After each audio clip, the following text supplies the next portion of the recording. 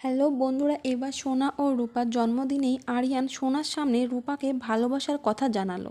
হ্যাঁ বন্ধুরা, আমরা এমনটাই দেখতে পারবো অনুরাগের ছোঁয়া ধারাবাহিকের আজকের পর্বের আপডেটে। স্কুলে অনুষ্ঠানে স্টেজে আরিয়ান ও রূপা ওঠে, তবে রূপা উঠেই গান শুরু করে দেয়।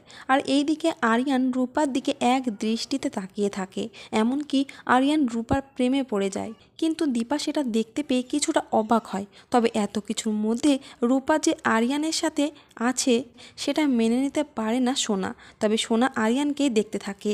তারপরে দেখা যায় যে পরের দিন সোনা ও রূপার জন্মদিনে আরিয়ানকেও ইনভাইট করা হয়, আর আরিয়ান সেই পার্টিতে চলে আসে।